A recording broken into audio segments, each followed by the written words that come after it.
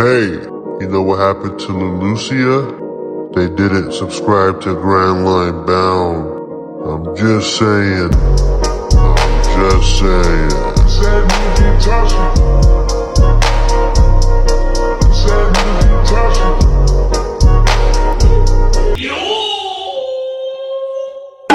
Grand Line Bound, One Piece, chapter 1154. The cover page shows Yamato and her group of misfits at the grave of a hero who was born in the West Blue and brought back to Ringo. Honestly, it's most likely Ryuma's grave, but we shall see. On to the chapter. It opens up by explaining how Ja Rule lost his life 63 years ago to a child that went by the name of Charlotte Lin. This child would later go on to become a Yonko and earn the name Big Mom. That same year, Elbaf would experience a bunch of other calamities. Everything from harsh windstorms to devastating winters that halted fishing and the growth of all crops in the land. This subsequently led to famine. But yo, check out this Yeti cool brother right here, yo.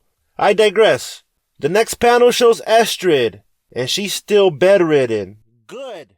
And she's still blaming all the terrible things that are happening to Elbaf on her son Loki. And the fact that her men didn't, when they had the chance. And what do you know? You speak of the little cursed devil baby and he shall appear.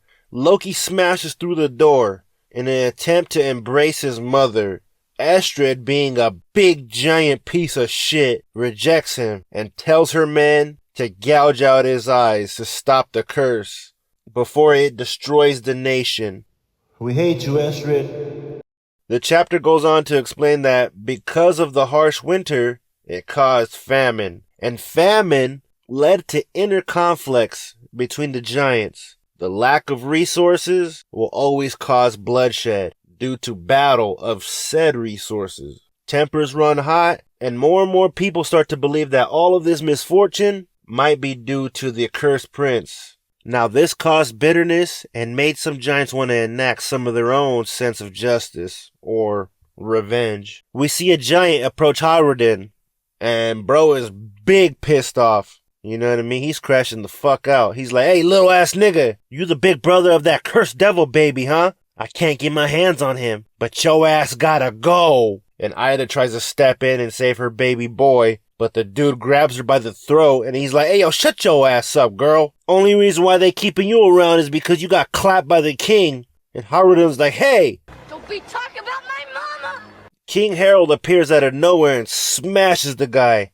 The bro gets pummeled. Later, the king goes on to tell his people that he hasn't just been gallivanting around the world for no reason. He's been building connections with other countries.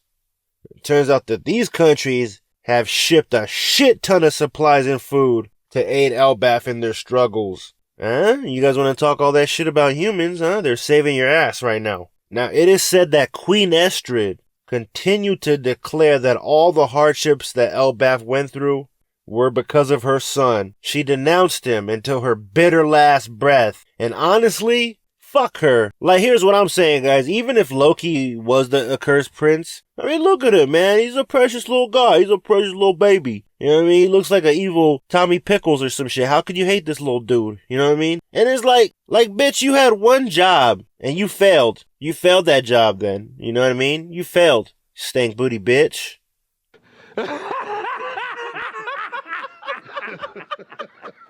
It was said that the passing of the prince's mother was due to Loki's curse as well. We see King Harold holding his son for the first time, and Loki has bandages all around his eyes, so we could assume that his eyes were removed, but I kind of have a suspicion that they were never removed. But I digress again. One of the king's consultants tells him that Loki was born with a condition that affects his eyes.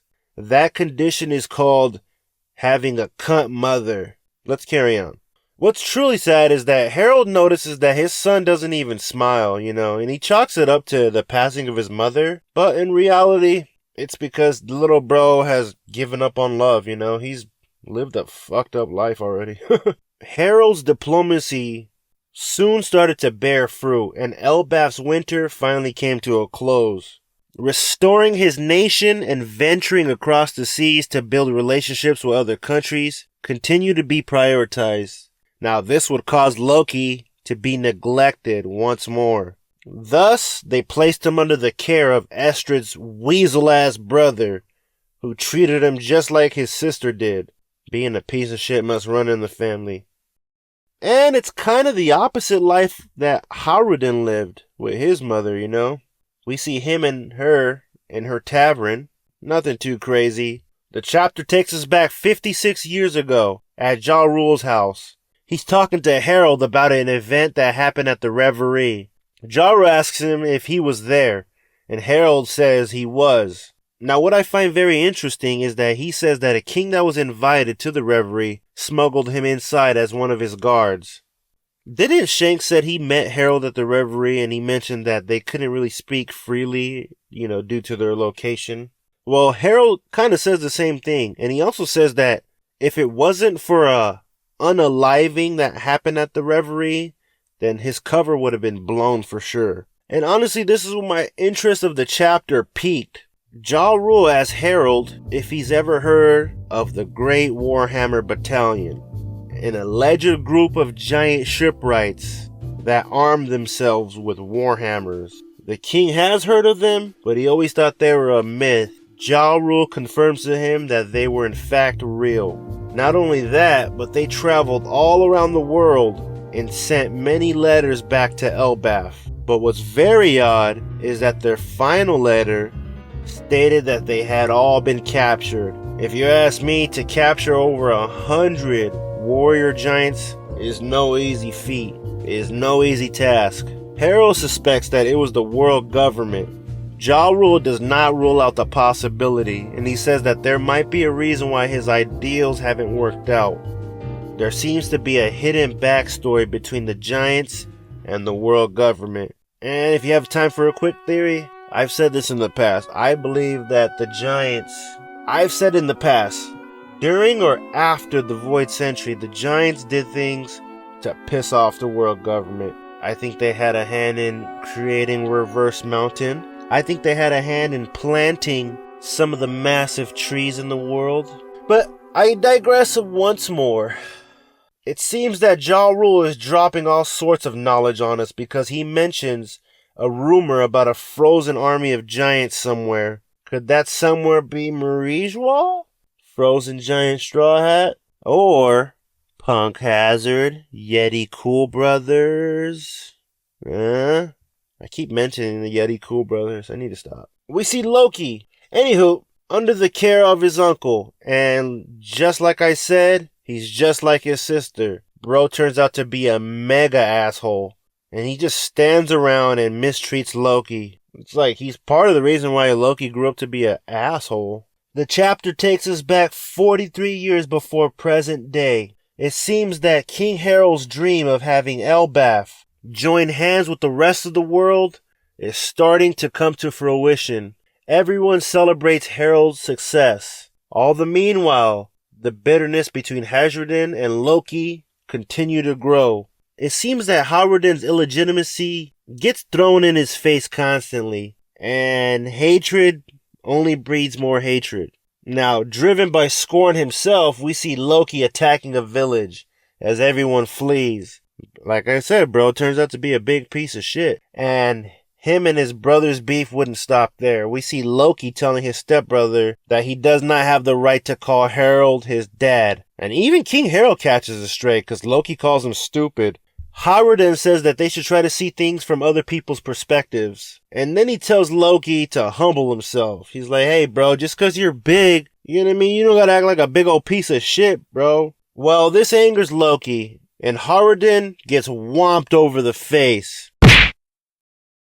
Gerd and Goldberg try to patch their friend up, and Loki looks in disgust. Or perhaps jealousy. Who knows? But one thing is for certain. He thinks of them as weaklings, and he calls Harden's mother filthy blood. Filthy little mudblood. We talk about my mama!